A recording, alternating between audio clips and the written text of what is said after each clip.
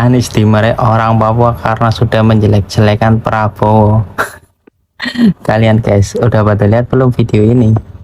Kalau kalian lihat, lucu banget loh ekspresi dari Anies itu. Kayak ketakutan gitu sih.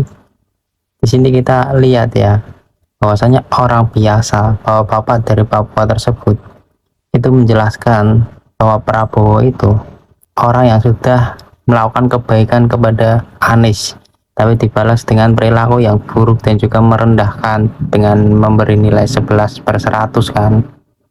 Intinya bapak dari Papua itu nggak terima aja kalau kebaikan dibalas dengan keburukan. Ya kita semua tahu ya, Pak Prabowo itu orangnya baik. Anies saat dicegat orang asli Papua di Sorong, Papua Barat.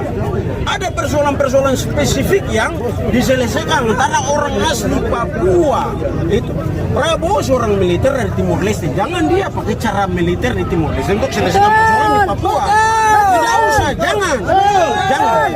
Itu hal yang tidak bagus. Tidak bagus. Ini sekarang Anies lihat, ini masyarakat Nusantara nih hidup dengan kami orang Papua ini, orang pribumi ini hidup itu berdamai. Betul. Hanya media itu yang selalu buat orang Papua itu tidak bagus. Gitu. Jadi saya jujur, saya tahu bahwa saya itu orang menghargai Prabowo karena Prabowo itu punya orang tua itu sebagai menteri. Waktu saya sekolah di SD itu ayahnya itu Hasim Bapak Anies ngajakin rakyat untuk tagih janji presiden nih yang ini, tapi emak jadi inget sesuatu nih. Waktu bapak jadi gubernur, kalau nggak salah denger ya, bapak itu katanya mau bikin rumah untuk rakyat dengan DP 0%. Nah katanya bapak mau bangunnya itu puluhan ribu rumah, tapi kenyataannya jadinya cuma sedikit. Ibarat kata nih Pak ya, ekspektasinya setinggi harapan bangsa, tapi realitanya hanya segenggam batu bata. Maaf ya Pak ya, maaf. Kalau emak sih bukan warga Jakarta, emak orang Cirebon. Cuma pas lihat berita itu jadi kayak pengen nanya gitu, janji bapak yang dulu itu udah kelar apa belum? Atau masih ngantri dengan janji-janji bapak yang lain? Tenang Pak, emak lagi nggak ngeritik kok. Ya kan emak cuma ngikutin arahan bapak. Daripada ngeritik, daripada ngehujat, masih mending nagih janji. Betul? Yang warga Jakarta mana nih suaranya, kasih tahu emak dong, itu yang rumah DP 0% itu gimana, udah ditempatin belum atau cuma dapet janji doang? Kasih tahu emak biar emak nggak penasaran kayak lagi nungguin drama Korea episode selanjutnya. Ini kan hari Natal kan ya. Tadi saya buka TikTok, ada yang komen begini. Kok Abah McD nggak ngucapin selamat Natal ya di TikToknya atau di Instagramnya? Setelah saya baca komentar itu, saya langsung buka akun TikToknya Abah. Ternyata emang nggak ada. Begitu juga akun Instagramnya Abah, nggak ada ucapan selamat Natal. Oke, sebelumnya di sini saya bukan mau ngebela Abah Al-Mekdi ya. Saya di sini hanya ingin meluruskan bahwasanya ya mungkin Abah Al-Mekdi kelupaan. Ya karena kalau kalian buka akun TikToknya Abah, kalian bisa lihat isi konten Abah sekarang apa.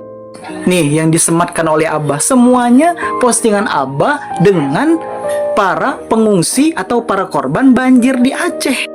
Jadi bisa jadi Abah lagi sibuk bikin konten. Bukan cari muka loh ya, lagi sibuk bikin konten. Atau bisa jadi Abah McD lagi sibuk ngurusin ormas barunya. Kan kemarin udah di launching tuh kartu ormasnya. Ya bisa jadi Abah sekarang lagi sibuk di sana. Karena kalau kita flashback ke belakang, dulu pas masa-masa kampanye Pilpres, Abah itu pernah loh ngucapin selamat Natal. Bahkan Abah pernah mendatangi panti Kristen merayakan Natal. Atas nama keluarga besar Tim Nasional Pemenangan Anies Baswedan Mohaimin Iskandar, izinkan kami mengucapkan selamat merayakan Hari Natal dan Tahun Baru. Semoga ketenangan. Capres nomor 1 Anies Baswedan merayakan malam Natal bersama anak-anak panti asuhan Santo Thomas di Ungaran, Semarang pada Minggu malam. Didampingi sang istri Heri Farhati, Anies makan malam dengan para anak-anak panti asuhan dengan didampingi istri. Nah, kalian lihat sendiri kan? Pernah kan Abah ngucapin selamat Natal, bahkan sampai ngerayain loh sama anak-anak panti. Jadi jawabannya kenapa Abah sekarang nggak ngucapin Natal di akun sosial medianya? Ya karena Abah lagi nggak butuh suara orang Kristiani. Nanti butuhnya 2029 nanti pas Abahnya pres lagi. Itu pun kalau Abahnya pres. Nah barulah Abah ngucapin selamat Natal lagi. Kalau sekarang mah kan nggak butuh. Nanti aja kalau udah butuh suaranya baru datangin, baru ucapin gitu. Sekarang mah fokus ke para pengungsi banjir aja dulu. Ngucapin selamat Natal nanti aja, nggak terlalu penting. Tapi by the way yang saya tangkap di sini ternyata ya Abah itu pernah ngucapin selamat Natal. Tapi kan kata Ustadz kesayangan Abah, Al-Ustadz Abdul Somad, mengucapin Natal itu nggak boleh, haram hukumnya. Ketika umat Islam mengucapkan selamat Natal, ketika engkau mengatakan selamat Natal, maka konsekuensinya 4. Pertama, kau berarti mengatakan Yesus anak Allah yang tunggal, haleluya. Yang kedua, berarti kau mengatakan dia adalah mati di palang salib. Ketiga, berarti dia lahir tanggal 25 Desember. Itu tak sesuai dengan ajaran Nabi Muhammad SAW. Udah capek, utang banyak, nggak menang, dimaki-maki, ya. Kalau sebuah negeri mau maju, bukan karena koneksi. Nah, di Indonesia nih banyak yang dapat posisi karena koneksi. Bapaknya ke anaknya. Saya juga dinasti. Saya anaknya Sumitro, cucunya Margono, Joya Dusumo. Kalau dinastinya Pak Jokowi ingin berbakti untuk rakyat, kenapa? Salahnya apa?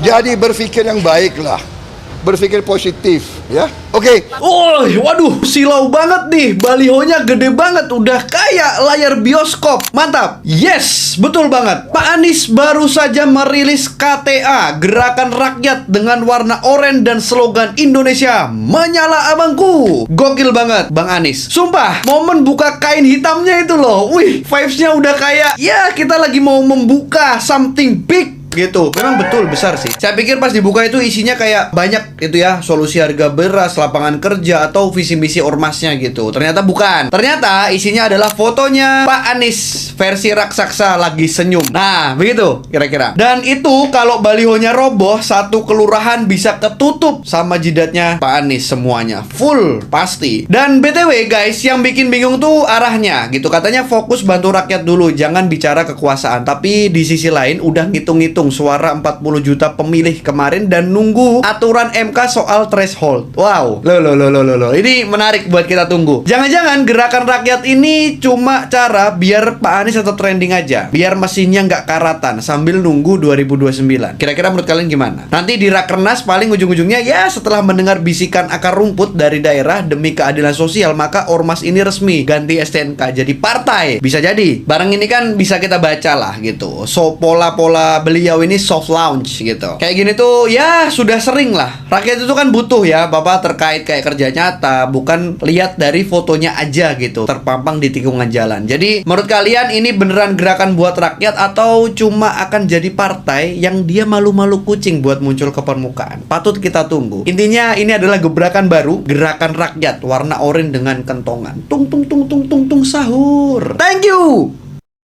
Wow, akhirnya Pak Anies bikin partai, guys. Akhirnya nanti dipanggil Pak Ketum Anies. Kemudian ada yang usul supaya saya masuk partai atau bikin partai politik. Kalau masuk partai, pertanyaannya, partai mana yang sekarang tidak tersandra oleh kekuasaan? Maka membangun ormas atau membangun partai baru, mungkin itu jalan yang akan kami tempuh. Halah Pak Anies, banyak kali ceritanya. Kemarin di Pilpres Pak Anies diusung, didukung oleh partai-partai besar, Partai Nasdem, PKB, PKS. Nggak ada statement-statement menjelekkan seperti ini.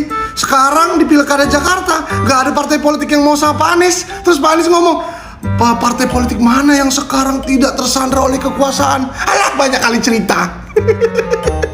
Oh ya, Pak Anies ingat nggak kemarin ya, kampanye Akbar Dijis pada saat Pilpres, Pak Anies puji-puji Pak Surya Paloh. Terima kasih Bang Surya Paloh yang sudah membukakan pintu perubahan melalui jalur politik. Di saat partai-partai lain disandera oleh kekuasaan.